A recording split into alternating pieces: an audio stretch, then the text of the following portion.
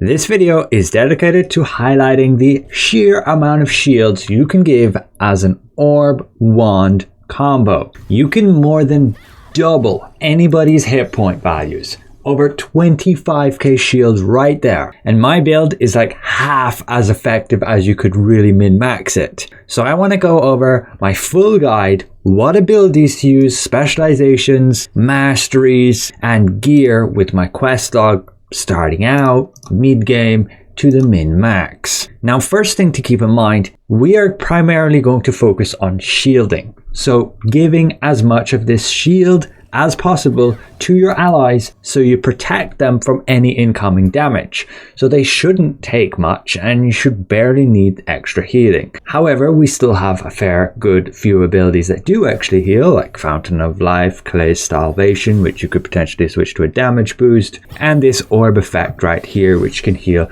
upwards of 23,000 as it just did there, or more in a heavy. So you have more than enough healing, but you are sacrificing a bit of that maximum healing stat to get this shield health stat. So let's look at how this works with regards to our skills. I will jump to specializations and explain the use case of each skill and why we use those points. Swift healing here is simply to emergency top up somebody if this is available, which it should, but you just got to be careful. It does share a cooldown now with Distortion Veil. But it should be okay, as you should be casting Distortion Veil on everybody, meaning everybody has extra shield, and thus that should save them as well. So this is just more of a backup thing, and we're not taking the additional use as we need those specializations elsewhere. And to boot, if you cast it up to 3 times at that point, it barely heals for anything. But we do get the increased range because it is nice just to be able to still heal them even if they're across the other side of the map. We've got enchanting time just for the buff here. Yes, you can argue to use time for punishment. However, I would argue against that, as you can just use basic attacks and trigger time for punishment. Additionally, there's quite a lot of wand damage dealers still out there which will also put time for punishment on the boss, and it doesn't stack. Blessed Barrier. We generally run with the area specialization, and this is just to give your allies a ton of extra defense. Defense will directly reduce the incoming damage, meaning you are mitigating that. So whenever they're going to take a big hit, I generally put Blessed Barrier on everybody, and they'll be a ton less likely to die with that. And we don't really need the skill duration buff here because we kind of need the specialization points elsewhere.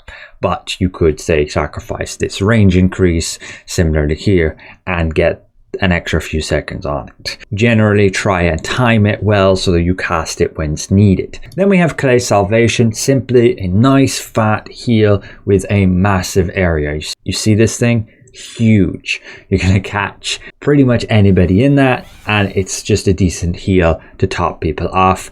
And it is our only cleanse ability, so that's useful in certain fights when they get a debuff like burning. You can cleanse them of that. Invincible Wall then is now significantly boosted, has that same massive area as Clay's Salvation, and because we have the new shield health stat, this thing gives a ton more shield. Like this, nearly 7,000. That's not with a heavy. So we do get targets expanded on that as well. And we can shield everybody. We still run with Fountain of Life, as this is really valuable just to keep people topped off.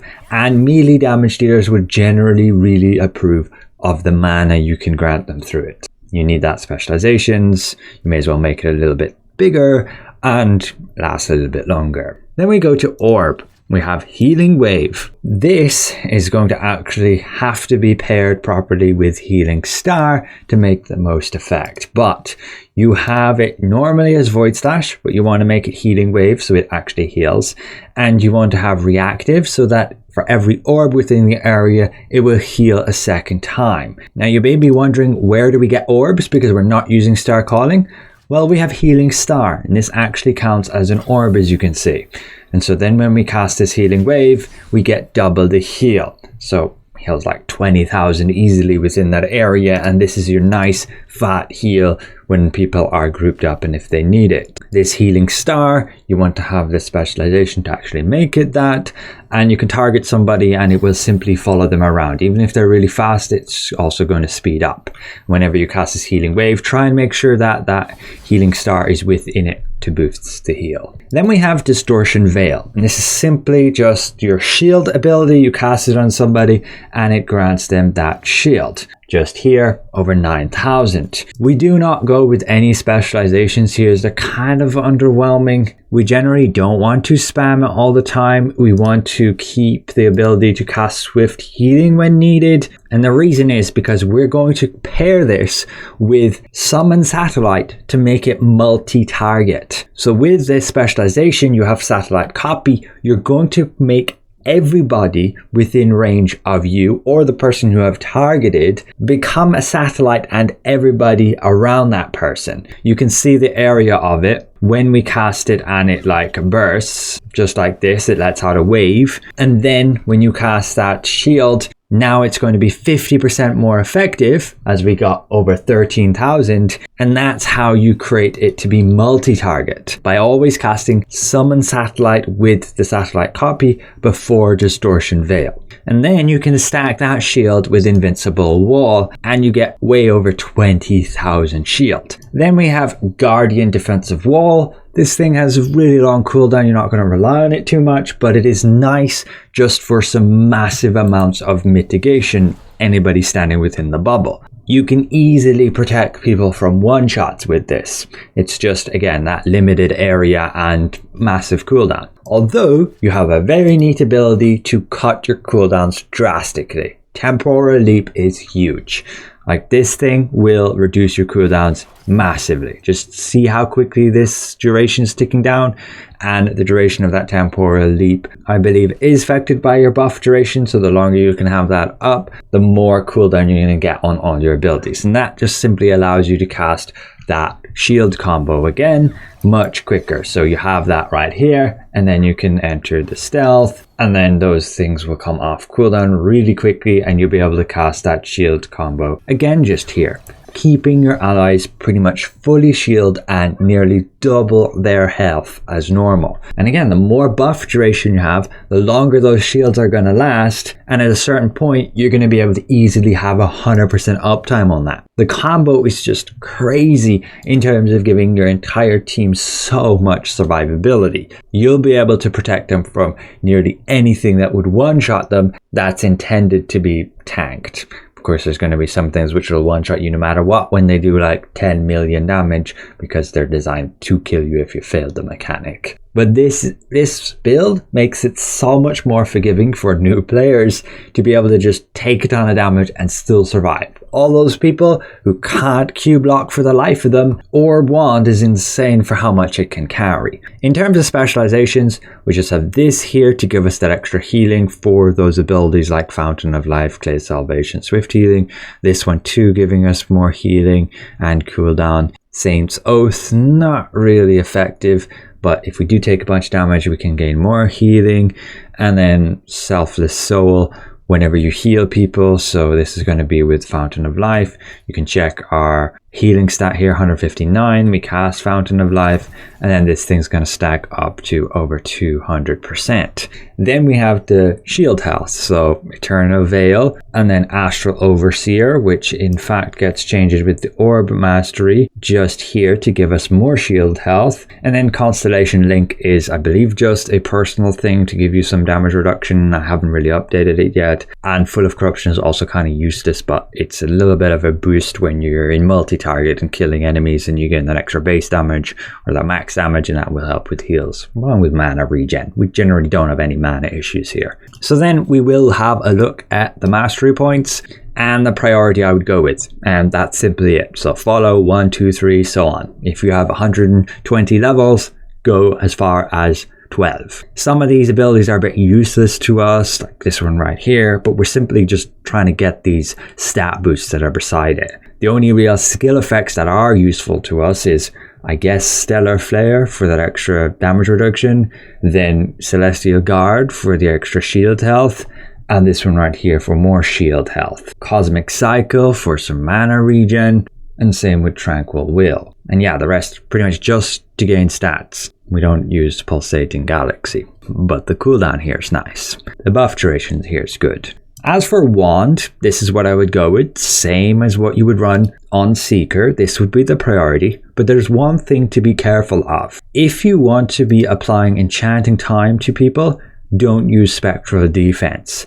There's some bug where this will reduce the amount that it can last, and so you'll want to remove these points, losing some buff duration, but that also means you have to lose these points too, because you don't want to have Malicious Intent accidentally reducing your healing effectiveness, and you can't afford to have Dark Apostasy replacing a bunch of your healing skills for damage. So it's up to you. I usually go with it. I like Spectral Defense to be able to cast this when in multi-target to be able to move through enemies. But yeah, that's the Wand Masteries and the priority I would go with, and this is the Orb Masteries and their priority. We can then jump to Quest Log and have a look at what certain gear pieces I would recommend. Starting out, you're simply just going to do the Path of Ascension. You get this free gear on stage 1, claim it, and get all of these pieces. You can see a screenshot of all of them combined here. In terms of what runes to put on them, I would simply just get all shield health where possible,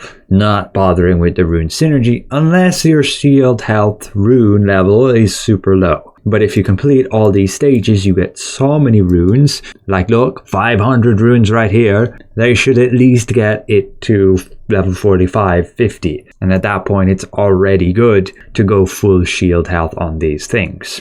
Traits, just go with whatever it gives you. When you progress to the mid game, you can get the Twilight set, and this will give you that extra shield health. Yes, it drops from field bosses, but if we look at the lithographs, they're actually not that bad of a price. And I would say this is pretty budget friendly, unless somebody buys them all up. The alternative would be like 2-piece Ethereal and 2-piece Brute Slayer. Leave the chest free as you'll want to upgrade to the legendary chest piece there. You can also start getting Chaos runes and actually taking the rune synergy, but you will lose a bit of total shield health.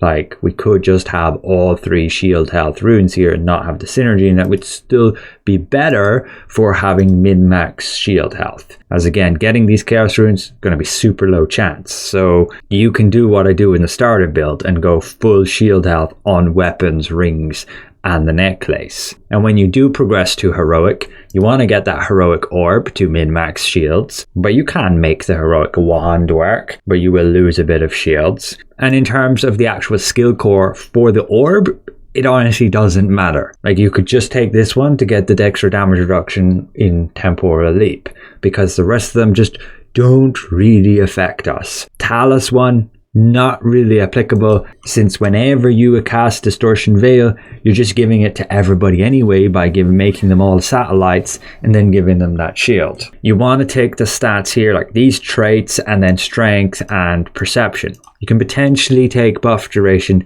instead of strength. As for the armor piece, you want to be getting like these traits and then just the attributes here, wisdom, fortitude, and the buff duration. And for the ring, you want to be getting just all attributes here. Potentially you could take some extra cooldown, but probably not worth it.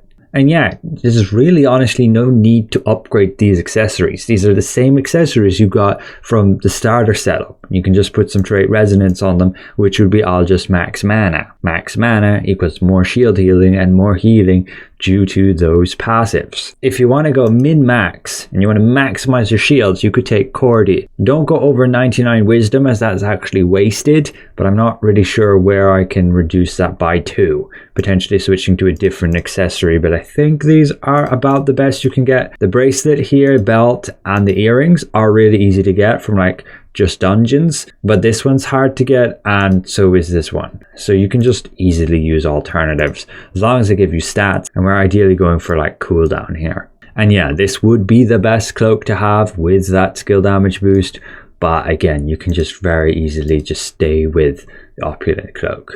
And in terms of the wand, yeah, with Cordy, you're gaining that extra effect of 50% more shield health to Invincible Wall. At least that's how I read it. And the immunity to those CC effects for 2 seconds, which should be affected by buff duration. But of course, the alternative is to just stay with the Lucian's one, or potentially having the Excavator one here, which is just a bit of an emergency shield. These are also the artifacts I would go with, simply just full ancestral set for your own personal survivability. If you have any questions, feel free to leave them in the comments below. Thanks again for watching, and we'll see you guys around.